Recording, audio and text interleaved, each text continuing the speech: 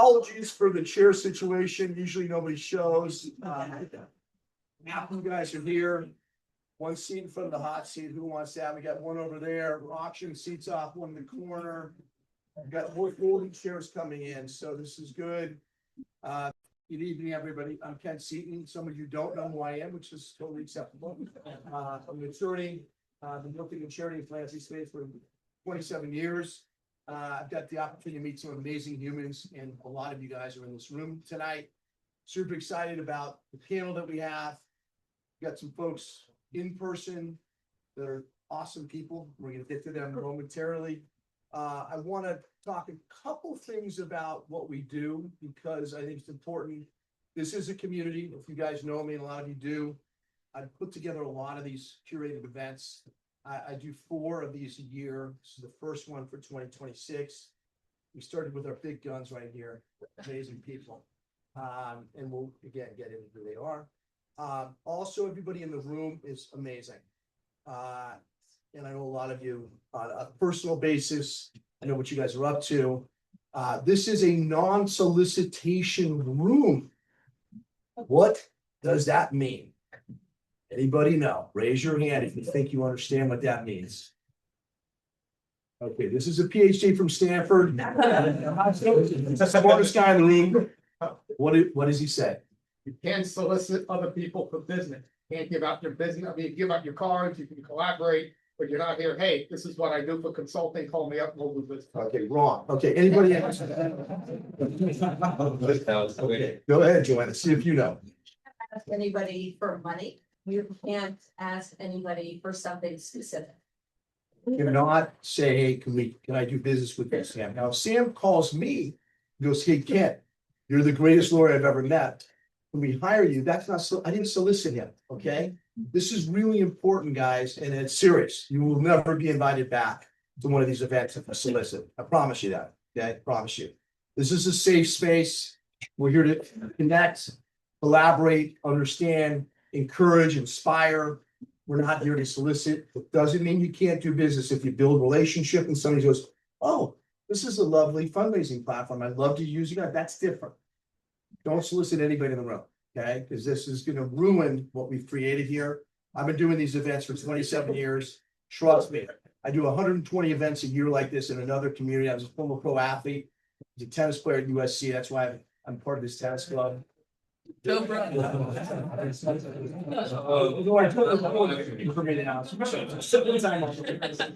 So really serious about the building of relationships, okay?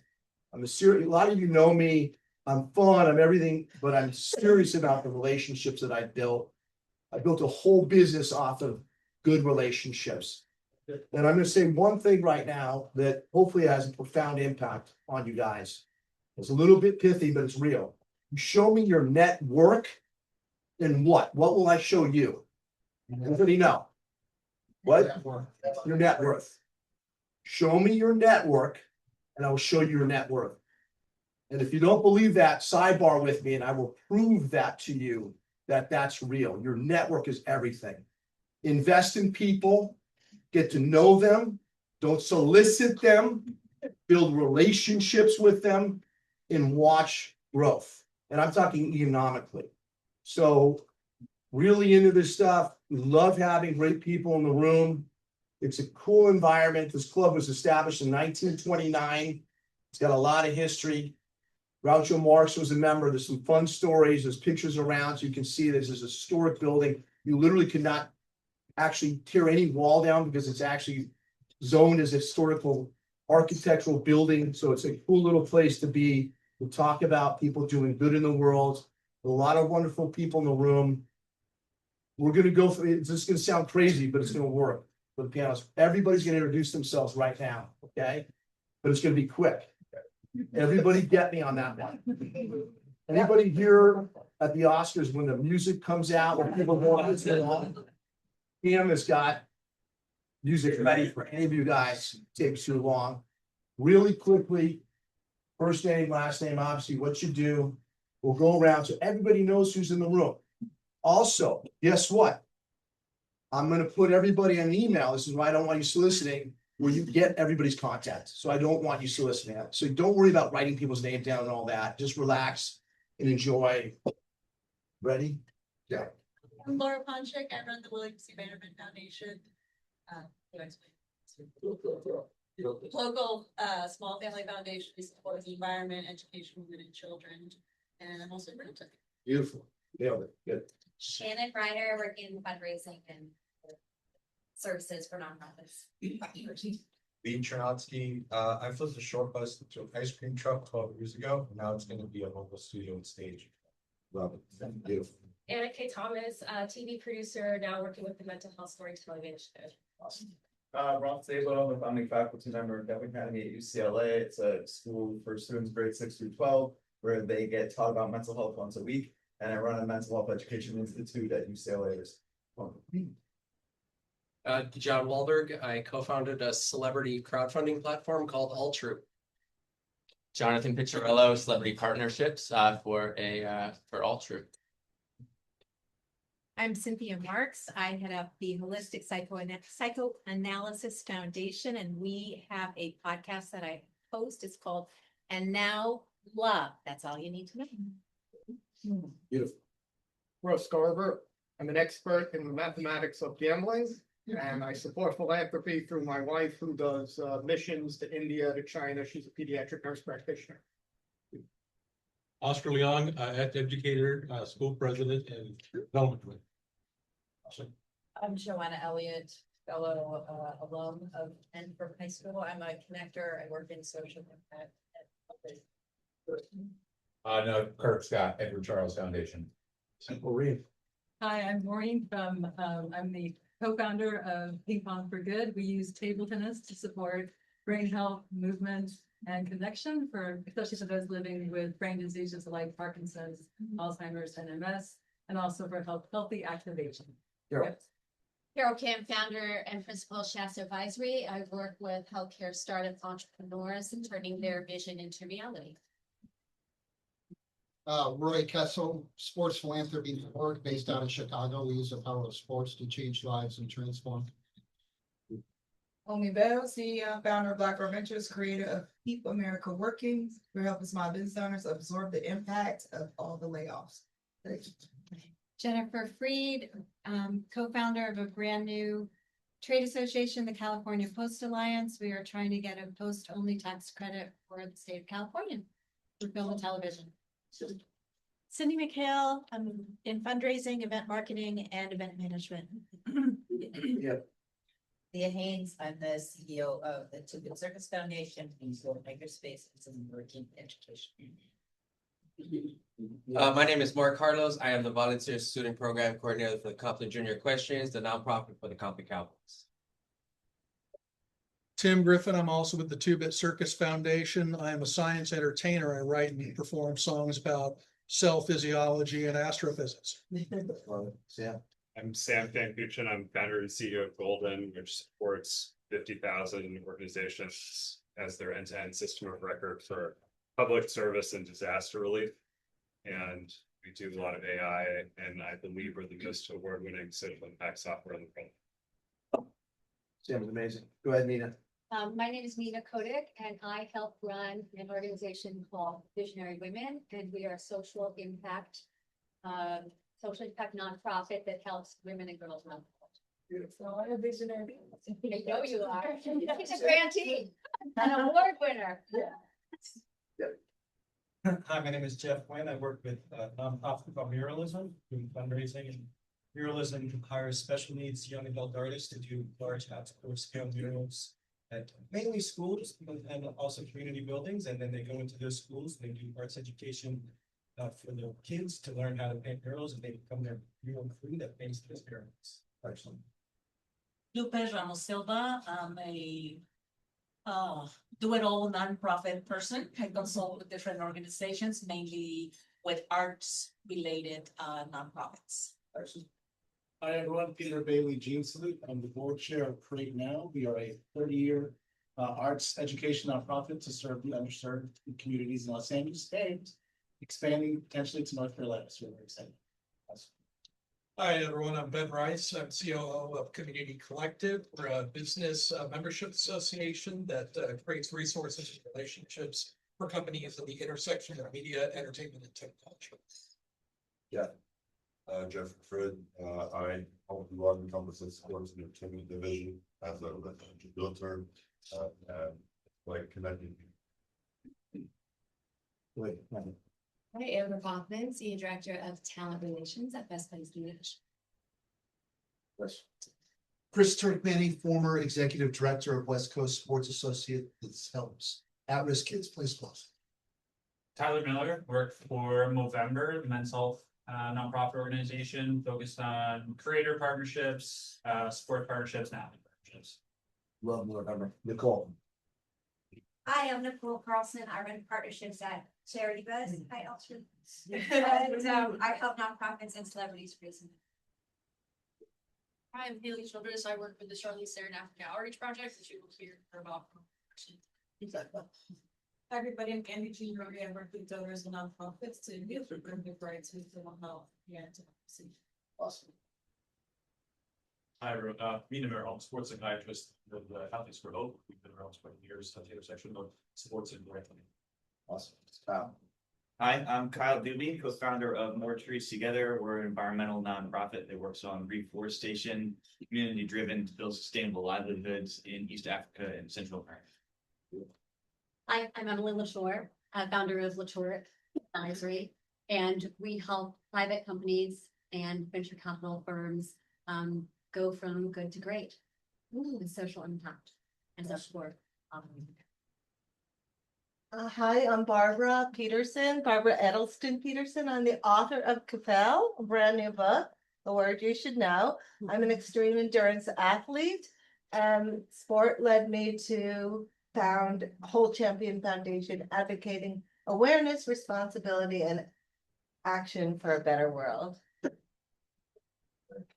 Hello, everyone. Greg Woodburn, work at the intersection of social impact and tech for Metrics. We work with thousands of organizations, including the Just Keep Moving Foundation, helping them drive more capital to impact. Hello, I'm McKenna Avery from Sundog Studios, and we storytell for nonprofits, foundations, individuals, and through documentary and podcast. I'm Tina Ermakison, and I'm co-founder of 8 Tanzania. We work with pastoralists in East Africa to empower women and girls. Excellent. Back of the room, Kent. Hey guys, I'm Pete Wilson, I'm the brands, the key help companies grow. That going this way? Yeah. One way or the other there. My name is Iggy Rodriguez. I'm a partner at a company called FrequentFan, which allows consumers to redeem their credit card points for sports entertainment experiences around the globe, formerly at the NFL Players Association. Mark Kemmler, I'm a Broadway producer, work on chess at Galileo. I ended up with the Apple Sky. Johnson, event and television production, hopefully Broadway productions. Hi, Lauren Krempletzky. After I built a brand, you might have heard of Red Bull Energy Drink. It sounds funny. I started my own consulting firm 21 years ago to help emerging brands in the hospitality space. I've been blessed to now move forward into a new venture called Fourth Ball Invitational. I promised Marcos Pilar, the godfather of Padel, that I would, like I built Red Bull in North America, I will make Padel the next Padel biggest racket sport coming to North America, a household name. And I couldn't do it alone, so I brought in my dear best friend, Heather Heller. And we've aligned in our parent companies called the Experience Lab. And our first initiative is Fourth Wall Invitational. You're all invited for it, so come see us if you are free. And I know you. No solicitations, remember, keep going. Once, listen, here we go. I'm a philanthropic advisor. I work with families, foundations, and companies on their philanthropy and Back to Steve. Steve Brown, I'm part of Kent's company, 8 Brands, and I oversee the Elevate, which is our fundraising platform.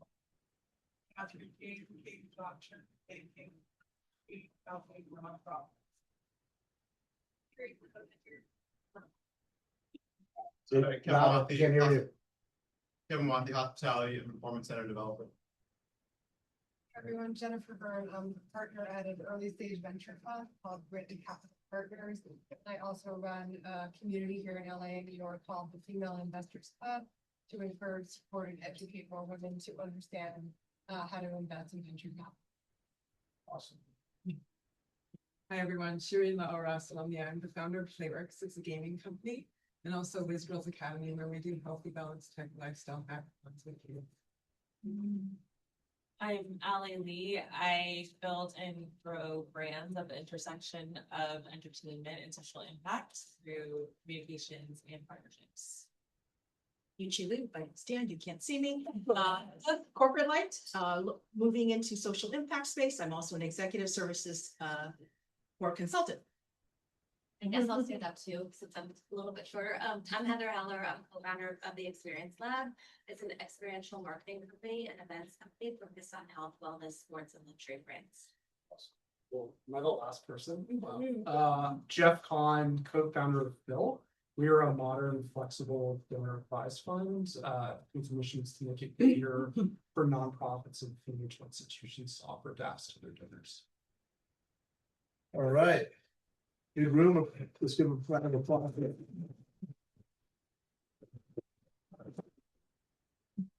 All right, we're going to dive into our lovely discussion tonight. Each one of the panelists have unique backgrounds, working on different things right now, professionally and philanthropically. So we'll give each a chance to sort of respond to different questions. But let's go ahead and start, Ashlee, with you. Again, thank you for coming. I know you're busy getting from the Olympics, right? So that's a pretty cool thing. I got a little story there. But just tell us a little bit about your personal background, how you got, some of the stuff, and just how did you get passionate about philanthropy to begin with? Yeah. So I'm Ashlee George. I'm the executive director of the Charlize Theron Africa Outreach Project. It is a mouthful, so we often call it CTAOP, also a mouthful. I started, looking back, it's 2020, right? So I was always interested in nonprofits, always interested in social justice causes, got involved at a young age with nonprofits, but I found myself through a series of circumstances getting offered a job to be Charlize Theron's personal assistant when I was 25. And I took the job and didn't realize it was going to lead me back into nonprofit by any means. But it did. She started CTOP in 2007. So I started in 2005. She started in 2007. I was on the launch trip with her as her assistant. It was being run at the time. I think it's kind of a common story of it. It was more of like a fun for her to be able to give back through, but it didn't have a strategy, didn't have the vision in the same way that we have now. And around 2009, I was going to go back to grad school. She said, do you have any interest? Do you want to just stay on board and work with me on this? Because I really want it to become something bigger and something greater. And so we've been doing that together since 2009, which I can't believe. Still here, still love it. Yeah, still passionate about it. But I think a lot of credit to her, and her, Ken. She's just an incredible, inspiring leader, and I feel very honored to be able to do the work with her. It's awesome. Perfect. Lizzie, go ahead. I'm Lizzie Thompson. I'm the director of client social impact at UTA Foundation. A little bit more of a winding road. I'll keep it short though. So I will say that when I was in high school in Phoenix, Arizona, I was voted most likely to be found protesting. So I used to skip English class to go to the bush when he would be in town. So fun times. But yeah, I kind of just stumbled into the intersection of entertainment and impact. I, right out of college, worked at a competitor of UTA, the more traditional assistant, like very entourage. After a couple of years, went to grad school for creative writing, ended up at an education nonprofit, and then wanted to move from New York out to LA. And there was a job posting at Proper Daily, actually, which you're probably familiar with. And you had to have worked at a talent agency and at a nonprofit, and that's how I ended up in social impact. And I was at Proper Daily for a couple of years, and then UTA came calling. And I've been there ever since. It's been over 8 years now. And I think what I really love about it is that we get to work with such a wide swath of our clients.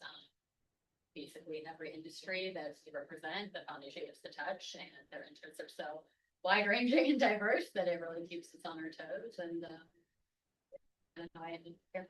Briefly touch on what the business of UTA is, just in case somebody does. Yes, UTA, United Talent Agency is one of the three major talent agencies.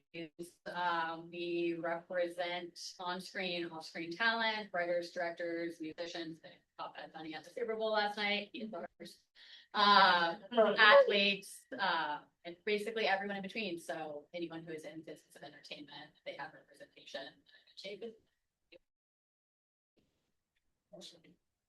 Shannon. I'm Shannon Rotenberg. Thank you, Kirk. Thank you, Ken. Yes. And I'm the executive director of Matthew McConaughey's Just Keep Living Foundation for 17 years, the last 17 years since he started this foundation. And then also took on about 7 years ago, Dak Prescott, who's quarterback for the Dallas Cowboys, who will hopefully be at the Super Bowl sometime. And so I have run Matthew. They ended up having the same wealth management advisor. So that's how I got Dak working for two Texans. Before that, I actually started my career at a management production company called 3 Arts Entertainment. I came out from Oklahoma, and I grew up in a very low poverty area, and kind of always that was my passion to give back. And my boss at that time had a client, I remember Lisa Bonet, The Cosby Show, and she was amazing with this huge heart, and she would go down in the inner city every weekend and volunteer. And I thought, I'd much rather be doing that than what I'm doing, reading these scripts every weekend. And kind of how do you bridge that gap? How do you take the access and resources of the entertainment industry and all the access we had and help their clients give back? So so then I thought I wanted to teach. So I went and got my teaching credential at UCLA. But in the meantime of that, I was going to go teach at Venice High School, found out CAA, Creative Artists Agency, which is like UTA, a competitor, was actually starting their foundation. So I was the first assistant hired back then, however, gosh, it's 25 years ago now. And worked there. It was amazing. And after about a year, became a director of their foundation. I ran out of agent, give back. They just don't know how I'm going to go. So to me, we were the agent for Philanthropy. Put it on a silver platter. This is where you go. This is where you show up with your family on Saturday morning and give back. And then started doing that for clients. And Matthew was obviously a client at CA at that time. So after I had my, 17-year-old, I then just went to work with Matthew. So it's really. Next question. Each of you have a unique perspective on working with celebrities and doing good. So I'd love for you guys to maybe say what's one big, there's, I'm sure Brian goes, not with celebrities, but how do you do good with, working with celebrity, and what that big pain point is. I'll go back to Ashlee. What do you see as like one of the biggest pain points in them? I'm trying to understand. So what's the pain point of particular of having a celebrity involved? Yeah. I think there's a perception often that because Charlize has her name on the foundation, that everything's like handled, taken care of. We don't need any other support. We're good to go. I don't know if everybody else experiences that, but that's definitely like one thing that sometimes also like the light of the founder is so bright that it's hard the mission gets lost because everyone's just sort of blinded by the celebrity. And it's really, there's like the pro of the light and the con of the light. That's what I'd say.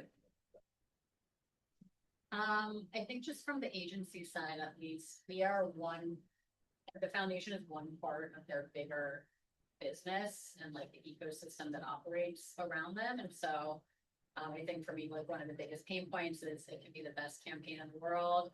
It can be something that's so near and dear to their heart. And if the timing doesn't work out because they're going on tour, they are shooting a movie there, it could be, everything has to line up perfectly for something to happen. And it's not really rare, but it's not quite as often as you would think that it starts with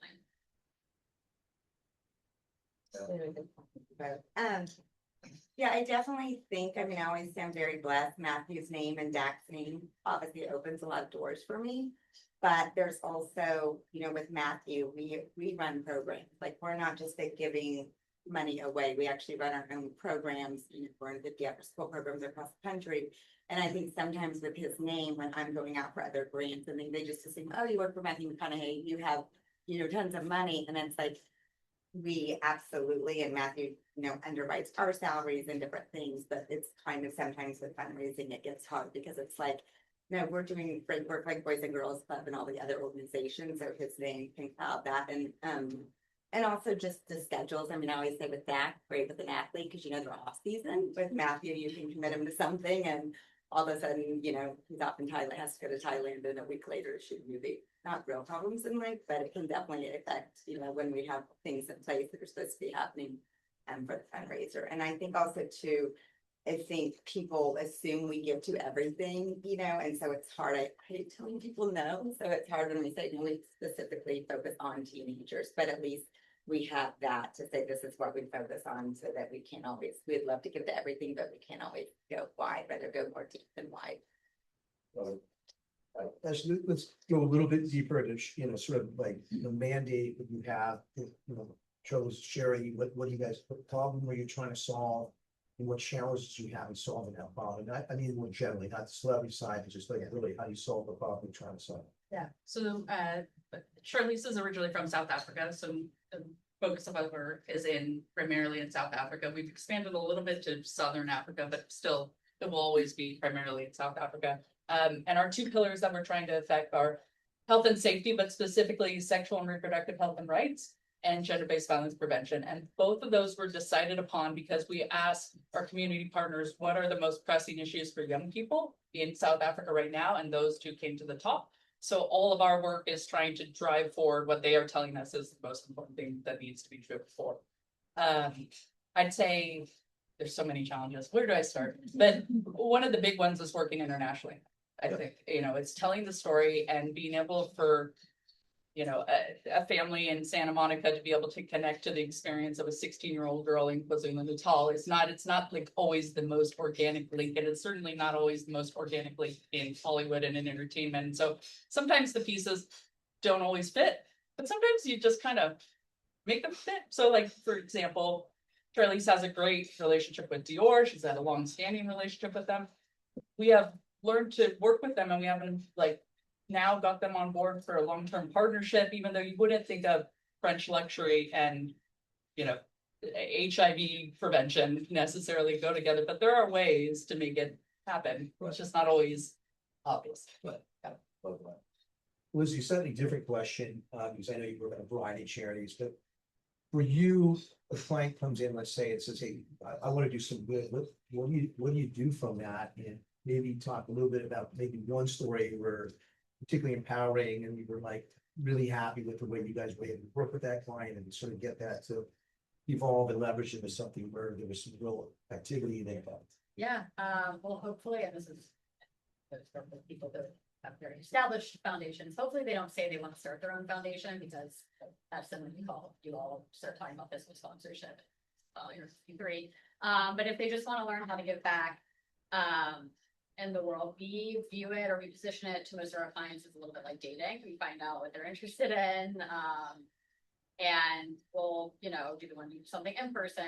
Are they more of an online presence? Do they want to be specific to, you know, where they grew up, where they're living, where they're playing football, or do they want to go national, international, whatever it might be? And then from there, we'll pull a short list of organizations that might fit the bill. More often than not, there's like one that is exactly right, and we really hope they like it. But we'll, you know, send that off to them, and then they'll pick one or two to go on philanthropy dates with, keep that analogy going. And then from there, hopefully they go off and build a really nice partnership. I think we worked with a musician a couple of years back who was doing a documentary about his journey with mental health, and his producers came to us and said we want to do a tie-in with a mental health organization, and he's very like Gen Z, very for youth, and so we connected him with Project Healthy Minds to start. They created a bespoke landing page for him, so at the end of his documentary a QR code came up, and if you're watching it you could scan it, which was great, and there was resources on how to find help, you know, kind of dormant then for a couple months. Then he went on tour, and Project Healthy Minds was the $1 per ticket beneficiary plus one. So we raised a ton of money for mental health through that, and dormant again. And then Project Healthy Minds came to us this year and said we would love for last year, in 2025, and said we would love for him to be in our national PSA. We pitched it to his team, and he ended up in that PSA, which aired in Radiant Theater throughout the month of September. Pretty exciting. And it was just nice because I remember when we first spoke to him, even though he had this documentary coming out about his mental health journey, he didn't want to be the new face of like championing mental health. He just wanted to kind of support behind the scenes. But then he kind of saw the impact and then leveraged and leveraged and leveraged and then kind of the face of it this year. Shannon, with DAC in particular, DAC has four programs right now. DAC has gone through a lot himself personally, whatever the optimistic individual. How did you come with four programs? How did you sort of, was he evolved, or did you kind of help him evolve into that? Talk a little about the programming, maybe one big win that you guys felt you had for Zach, and that so powerful about that. It did kind of evolve. Well, his mother died his sophomore year at Mississippi State of colon cancer, and she was his, everything, and was driving, working 3 jobs. And then when she had chemo, they lived in a small town, driving an hour and a half, and just saw the struggle paying for her gas, paying for a hotel for her to stay. So he originally just wanted to get back to colon cancer and help single mothers who, for the special insurance didn't cover. And then it evolved into, unfortunately, his brother died by suicide during COVID. And he just was like, we have to do something for mental health. I was home, I was isolated. I didn't realize how isolated my brother was. And so we started doing a lot in mental health space. And then George Floyd happened, and Dak really felt, being half Black, half white. He knew, he's like, I want to bridge that gap between law enforcement and young Black youth. Like, how do we do that? And we've started a really successful program called PLAY, Prescott Leadership Academy of Youth, which matches a police officer with a student, a high school student, and they mentor them throughout the year.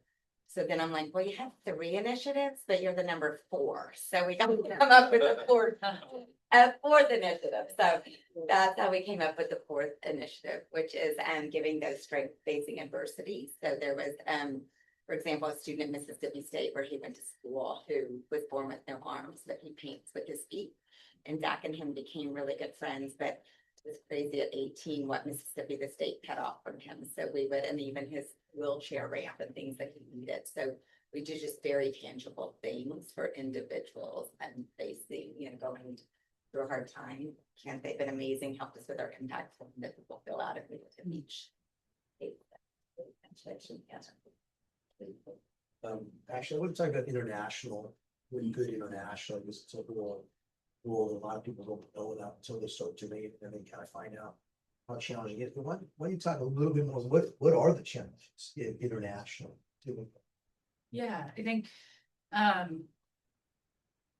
think it's knowing which, gosh, I guess it's the same here though. I was gonna say, knowing who to partner with, where to give to. It's not we can't go and visit in the same way. Actually feel like that's part of why we exist, why CTOP exists, is trying to find incredible community-based partners and then be an outlet for those who want to give at that level to go through us. We establish like long-term relationships with all of our partners. Most of them we've been working with for over a decade. So we can vouch for all of them, vouch for the work on the ground, vouch for the impact, vouch for the leaders themselves, and very personal relationships with all of them. And, I think for our donors, what I found is that there's this real appreciation for that understanding of, okay, where are my dollars going? And not having to necessarily give through a large international organization. So in our minds, we almost think of it like a, for lack of a better description, boutique agency version of being able to give internationally, and still feel very personally connected to the community-based work happening. A little follow-up. Yeah. Do you have any process for identifying potential partners? Process in place, and then coupled with that, how do you sort of monitor the process you have on that? So you don't have to go too deep, but just I think it's helpful. Yeah. A lot of people have the same things. Yeah, our process is pretty intense. Yeah. We've been told we didn't realize it was intense, but it usually takes 8 months to a year for us to get through our process. I can go into it with anyone who wants to hear about it, but it's intense. And then the reason it is that way is, one, because we know we're going into long-term relationships, so we want to make sure we know what we're getting into. And now I've forgotten my whole stream of thought about my two goals. Oh, I know, it's because, and I hate to say this, but it's, you know, we have a lot at stake. So if we are investing in with, you know, partnering with the wrong partner, Charlize is the one who's gonna get run through, you know, like it's all gonna come onto her. So we're very careful about our community partner relationships. Because we have to, yeah. Absolutely. Yeah. Lizzie, you know, I mean, let's just talk about the documentary, like a lot of documentaries out there. So maybe you can talk about the noise and a lot of documentaries have not been able to activate, okay, on the documentary. Meaning it can be incredibly moving. And what I mean by activation is raising money and really showing impact to people good. How did you change? I mean, here the QR code, but it had been deeper. Yeah, I mean, I think it like was and it wasn't, if that makes sense. I mean, we weren't trying to raise money through it, so we weren't able to track that impact. I mean, it literally was just about getting resources out there. You know, on the tour, looked at the number of tickets sold, we could see actually we had the hard numbers. But I think the client just has to be completely bought into it, and it can't be coming from management wants to do it, publicist thinks that you should do it.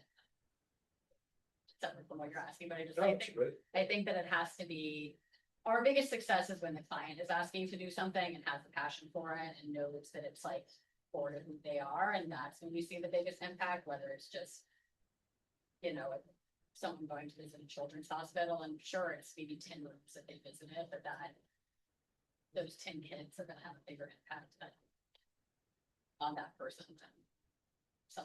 How do you vet if a client, like, if you're really serious versus various other sort of degrees of passion? Basically, if we hear from, like, we do a lot of meetings where we'll, you know, have the call and talk about our process, and it's pretty clear pretty early if it is the manager who has suggested that they meet with us or if it is the publicist. But I think I can truly say there is only one meeting that comes to mind where actual client was like, oh yeah, I know I'm in trouble for this and I need to fix it. And I've been there 8 years and that's happened once. So I feel very lucky that if someone is coming to us at least and we're being called, then it's because they actually care. One follow-up. If you ever put together some collaboration between clients, and it could be a corporate client versus a celebrity, any of that stuff. Kind of like unintentionally. I find that a lot of the time our clients like want to stand on their own and have their own name attached to things. Let's find an example. Bryan Cranston had 2 tickets to auction off to the Super Bowl a few years ago. Not Super Bowl, today. Auction off to the Super Bowl a few years ago, and wanted to raise money for.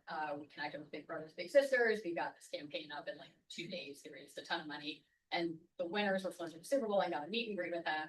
And right before the meet and greet, he'd been with Aaron Paul doing promo for their tequila brand together. And story goes, Aaron Paul said, well, where are you going?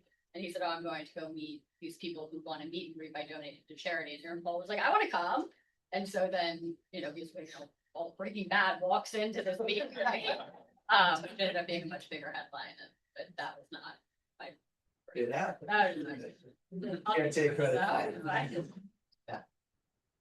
Shannon, you know, Matthew's got a pretty serious set of programming that he does in after school programs. You know, can you talk a little bit about how that was developed, how you replicated that, what are some of the fundraising challenges you have in doing that, what were some successes as well, and maybe a little bit about the impact as well. Absolutely, yes. When Matthew started, he knew he wanted to focus on 9th graders. He felt that was a time in his life he could make that right or wrong turn. And as they were saying, when they start their own foundation, I always say, don't reinvent the wheel if you don't have to, if someone's already doing that great work. But we went to Boys and Girls Clubs and lots of other great after school organizations that we loved.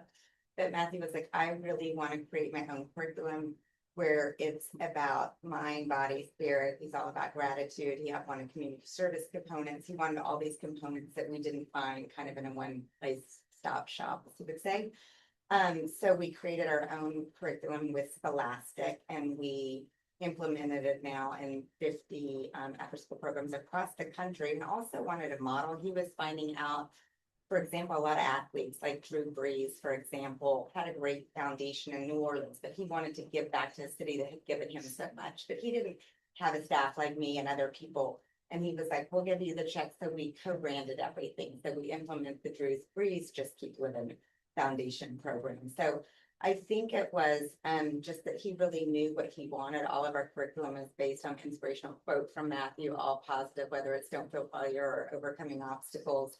And then we wanted to add a mental health component. We have mental health Mondays now, community service component. Matthew felt strongly, if we're giving back to you, you have to give back as well. And obviously all the science and study shows how much it builds a kid's self-esteem and they're getting to give back as well. And then, you know, Matthew's all about manners. You know what? You come and you guest speak. If John comes, he's gonna have a thank you note from our kids because we like to teach kids life skills. That thank you note, Matthew says it might be small, but that can be the difference one day of you getting that job or not getting that job. And a lot of our kids aren't learning that at home. So that's kind of why we created our own program, because he really had a vision of what he wanted and wanted.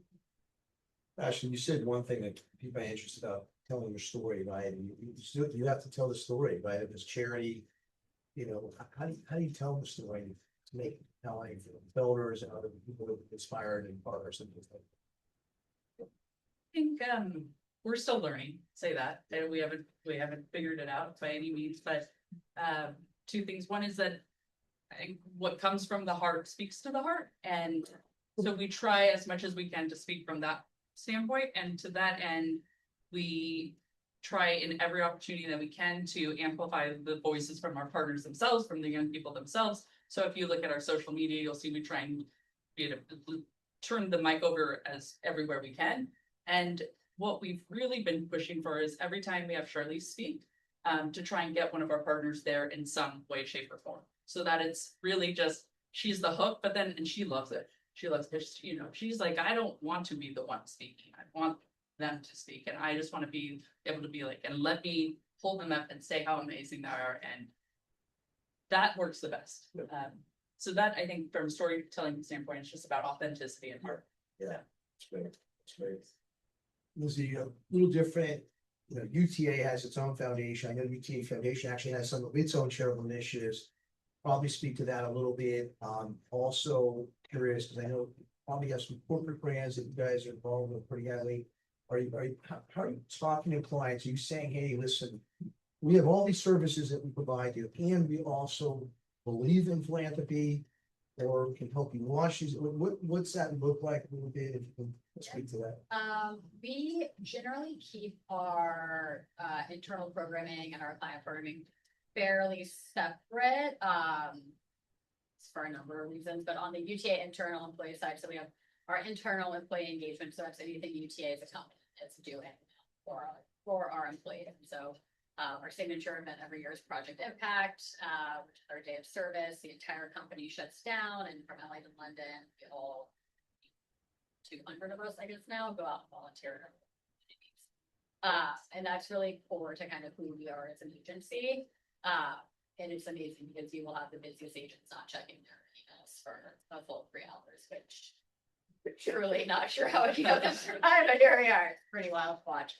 And we have an option for everyone with that, but you know, whether it's walking dogs or at LA, at OBKLA, packing food for unhoused or packing kits for veterans, whatever it would be. But at the core of that is really community. And so that's really one of our main pillars as the UTA Foundation is giving back, and UTA is giving back in the communities where we live. So we do a lot of mentorship, so a lot with youth.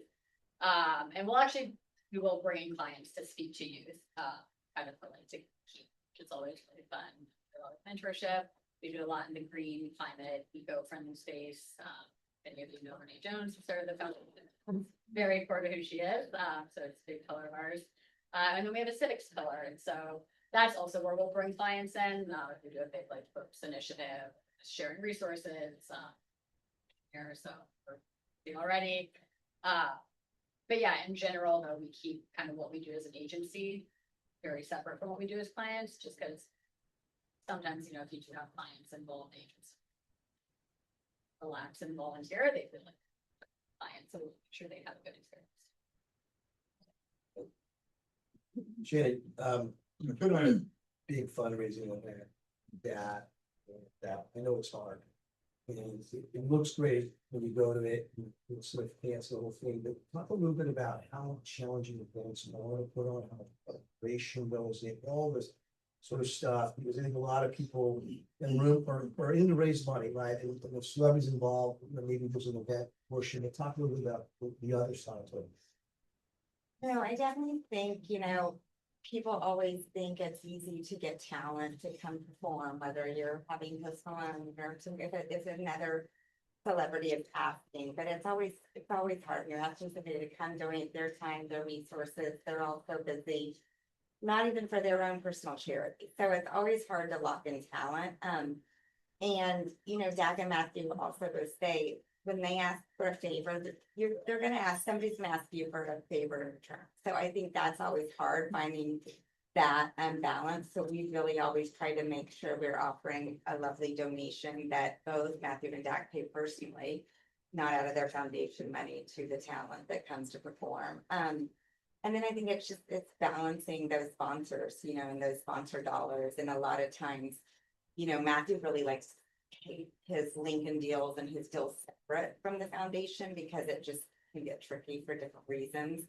And then Dak as well with his endorsement deals. So it's definitely trying to, sell the tables and do that outside of their regular sponsors. But, some of them we've gotten where the tables are worth it to it. But I think it's just, it's always challenging with events, but then when it's done, feel great and feels great to also get your message out there, show it to the new audience. Ashlee, how do you look at creating relationships with donors that are individuals that you want to be clients? I think it's that we treat it like we treat any relationship that we lasting, being honest and authentic and putting the time in with donors and really trying to understand what here's what I'll say is I think that CTOP has maybe lost opportunities because we're like, this is just not a fit and we're not going to force it. I don't want to force anyone to donate to something. Like, we're in it because we care. And if you care, that's amazing. If this is your issue, wonderful. Like, we are open open arms, but we're not in the business of bullying donors. Yeah.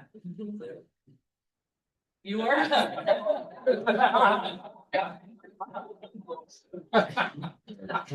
You deal with donors?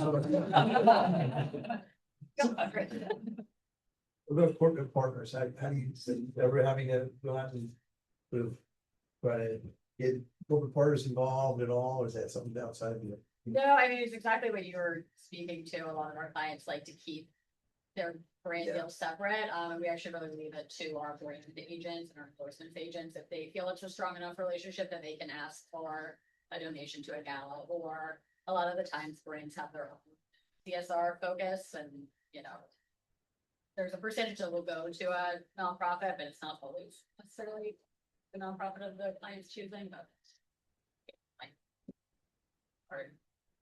no, I think that the agent. Shannon, what about you? How do you look at donor development? Definitely. I mean, I find a lot of donor development when I do, meet with them, trying to find it tangible. Like, we love to customize. So if there's something they're specifically interested in our program, like you can fund that specifically if you want to fund community service trips for the kids or whatever it becomes. Or with DAC, if, we have a new program with law enforcement with the mental health for police officers we're doing in Dallas and Arlington and the Dallas area. So I really find customizing works for each donor to carve out something that's special and relates specifically to them. But, like Ashlee said, there's definitely been stuff that's come to us and I'm like, I would love to send every one of our kids to college, and we get a lot of different, but it's just like, I always say, you can't do it all, you can't do it all well. So it's like, I'll refer them, go talk to the fulfillment fund or, somebody else for those dollars, because we just don't have the capacity, and I know we couldn't do that right. We're where we are right. Ash, hopefully you mentioned before the meeting a little bit about an idea you have on donor trip. why do that?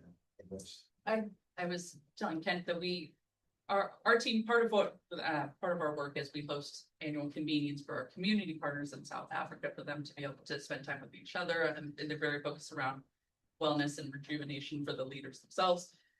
But we're always planning these trips down for our team or to get some footage, and I was like, why are we're doing all this logistics planning, we're not bringing donors with us. And so this year we're going to try out bringing a trip of donors down. We've done trips with Charlize where we've done it, but we've never done something where it was almost really like putting it on the table as an offering, like, hey, we are selling these, come and here's what it is, and it's like almost like a prepackaged tour. And I know a lot of boards do it. We're excited to do it just because, again, our team's doing the legwork anyway, why not? And for the opportunity for someone to come and visit the partners, it's priceless once you have a chance to interact in person. So All right, I get two final questions, we'll open it up. Each one of you, one touching story, doesn't have to be overly big. Shannon kind of did one, but didn't have a chance to do another one. Of some moment for your celebrity. One moment. Who you love. I'm sorry, I just had we just had this happen, and I just felt like we're incredibly. I don't know if anybody watched the opening ceremony. Yes.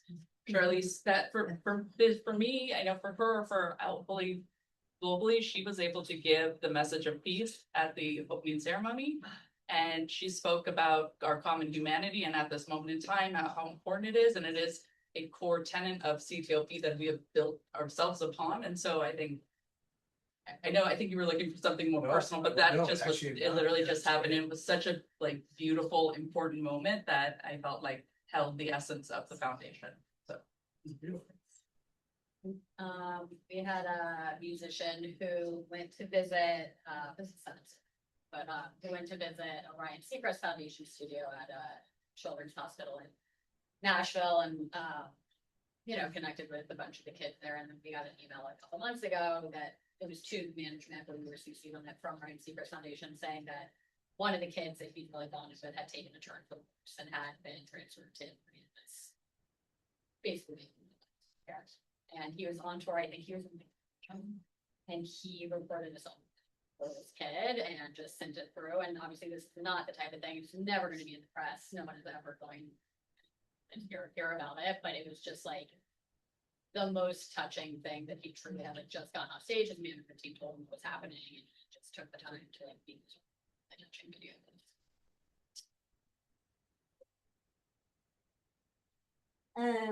I would have to say after the Uvalde shootings happened, Matthew was from Uvalde, and he just, I guess I always say until it happens to you or your hometown, and he just dropped everything, and like all his childhood memories, everything came up. Nobody knew he was there, and just seeing him go into these homes and talk to these families, and how can I help, and how can I speak up? He figured out the best way to use his platform, and we ended up creating this really grant initiative after the Bipartisan Safer Community Act passed, because what we found from so many teachers talking, even around Uvalde and rural areas, there was this money, but none of the schools knew how to access it. The bus driver he talked to is also writing the grant report and coaching a team, and it was even though it wasn't one heartfelt moment with a child. I mean, he had many heartfelt moments I got to see with him with family and children, but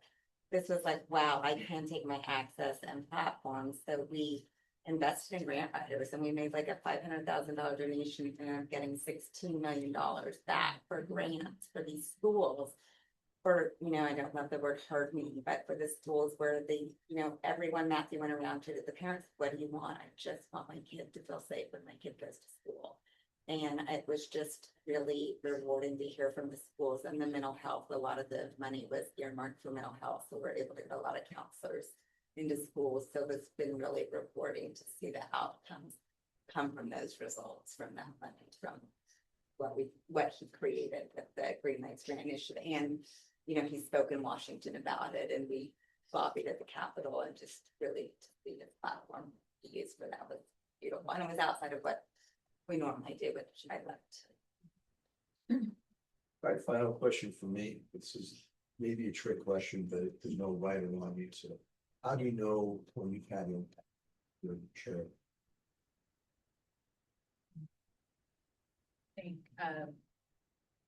I think everything for us lives and dies by, are we doing right by our partners on the ground and by the young people on the ground? So it's just hearing from them, like, yes, this made a difference for me, this made a difference for my work. I know we get asked a lot about our quantitative data, and that's great. But for me personally, for our team, I can say that it's the stories that we're hearing, like, so beautiful, like what we're sharing. Those are the things that I know, like, without a doubt, that we have an impact.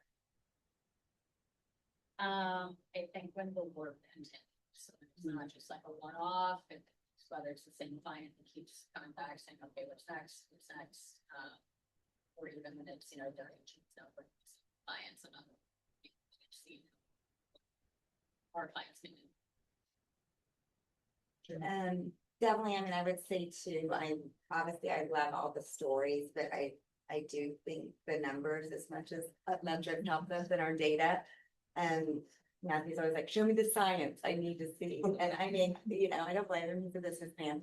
But I love, I just have so many kids say, thank you for giving me a safe space to go after school. I'm not going home alone. And I love those stories. And then the stories, with DAC, where we took a survey of our kids before who said 17% said they didn't like police officers. They didn't want to have to do with police officers. They looked at police officers as the enemy.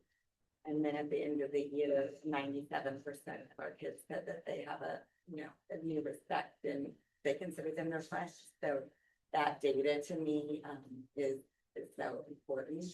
And with Matthew, she's constantly seeing that our kids' self-esteem improves and their behavior and their grades and everything. We try to say, you want to prevent so you don't have to cure later in life. And I really feel I see that with what our kids say of learning good habits now.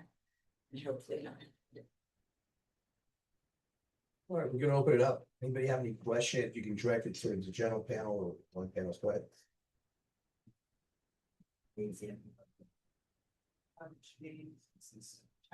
How do you balance a few things that are about that? Well, I think sensitivity shouldn't have celebrity part, also there's political context of all of that. The client of the talent player you're not want to be in. How do you navigate all the sensitivities that you're in? Thank you. They're very good questions. And it was very hard politically, as my business being a 50-year-old white gun owner in Texas, but he wrote this beautiful op-ed that we worked really hard on about saying, okay, it's going to take one for the team. Let's, common sense gun laws, and really talked about what he felt strongly about and that could make a difference. So he really went in with that. It's right now about the kid who needs the AR-47. And maybe he said some things that he did take some political heat from other Texans, but after seeing that, and as far as celebrity, it's a great question. We worked with one congressman, he went in and back to work. We would not let him get press in. We did not want anybody to know he was there. And we actually moved it until after because we didn't want it to be like he was coming in for president. But this is where, and I mean, they went back. What they know about it, and we're still communicating with them first. So it's hard to do still sometimes. I'm like, he's so cute because he's like, did we get all the teachers gift cards for back to school this year? And I'm like, we did. We still like all the teachers because they were, it's like it happens one year and then everybody forgets about it. We actually flew the other thing that took Sandy Hook teachers, and we flew them in to visit with the Uvalde teachers, and that was really meaningful. You didn't really press about that, and there were tears. That would probably have been my biggest moment. But to hear you survive. It's hard, but you do survive, and how they went through it. Anybody else? Yep. Go ahead. So this is for all of you, but for a celebrity, their career is constantly ebbing and flowing, whether it's politically or just fame wise.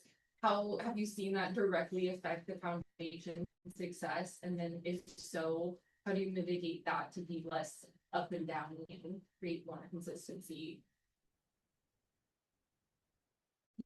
And a lot of he's nominated for an Oscar. Everything he wears, I'm like, that watch company better give us $50,000. I'm the first to be like, hold on, let me. So I'm very happy when his career, when he hasn't worked for a couple of years. Yeah. And yeah, but definitely I see that. I mean, when Dak got hurt, honestly, we didn't do a gala that year. You know, it's just weird to go ask people for money and it's not working and fans are so. The Cowboys keep having a good year, they're all in. You know, but they're definitely. I mean, we keep still doing program, but it's part of that.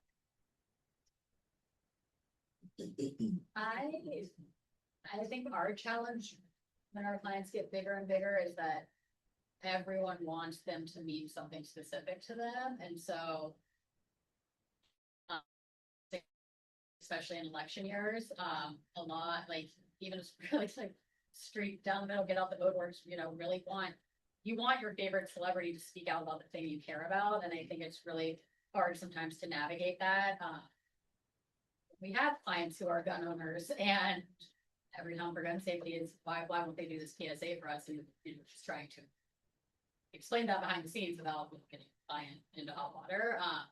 So yeah, it's actually just easier, like right before they get really big or after they've been really big for a while, once they have an established voice in whatever their cause area is. And it's a little easier, but like.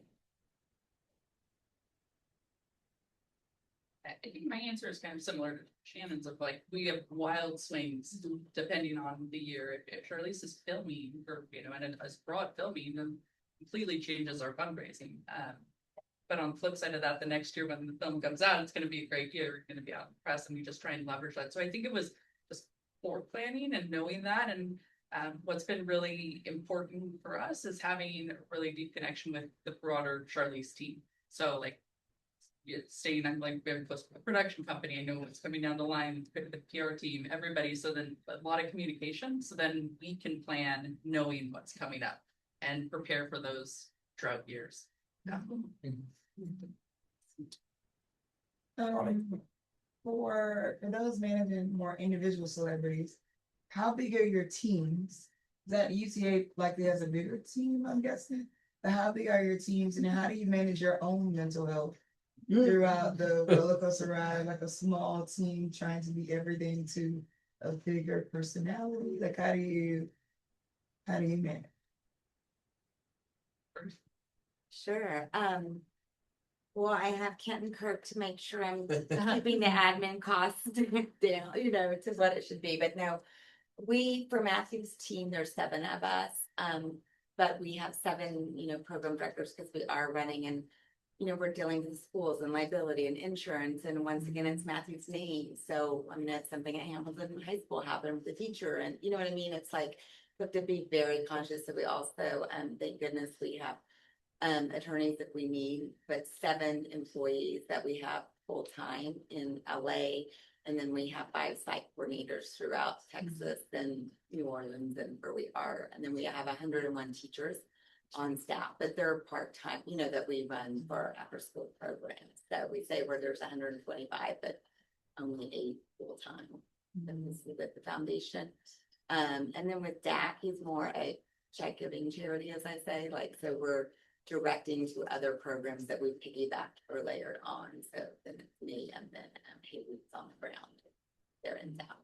But, and then my own, then I'll just run, just go outside.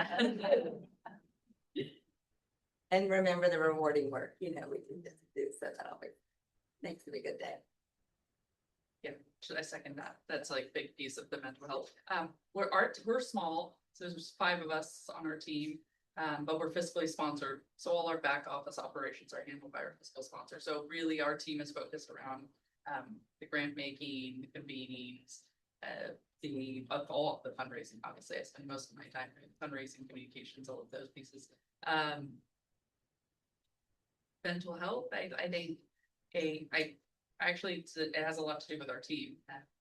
Like Haley, our team is very close knit and it's more like family and we lean a lot on each other. And so I think when we're going through some heavy periods, we really rely on others to step in and hold ourselves as a family.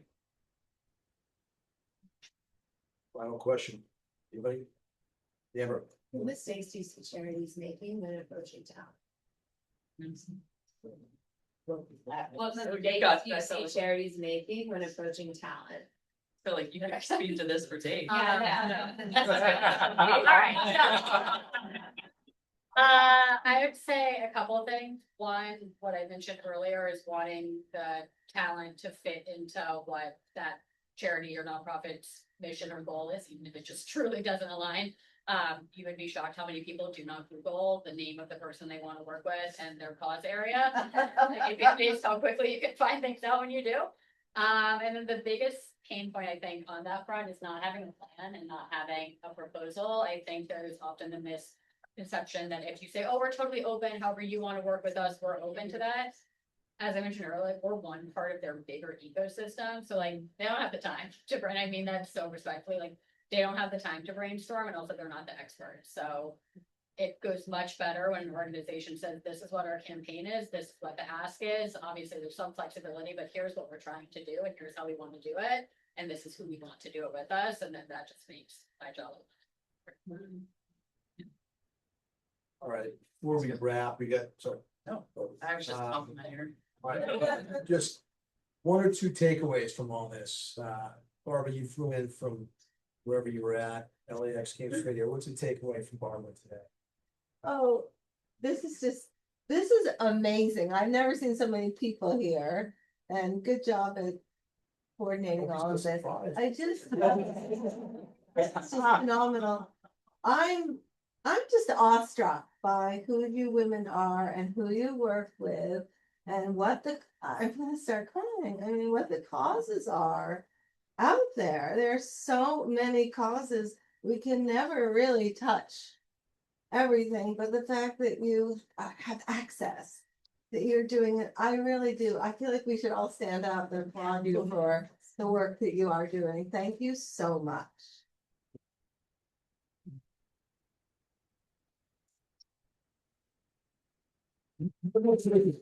Chad, you flew from Dallas. What's your takeaway? Cowboy fan.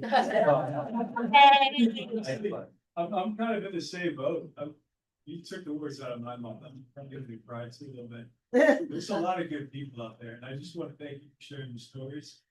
I love how everyone's got a separate mission, but it ties together with just a common good self. I honestly am kind of getting shaken up a little bit. I was kind of just over here, just kind of nudging people like, oh, this is really powerful, but I wouldn't mean that 100%. I love hearing the stories about people that are out there that you don't realize that they're human, because you see them on the screen and kind of whatever. But just like you said, Ken, with the people in this room, there's a lot of good people that have their own individual stories, but the common goal is to just good human beings.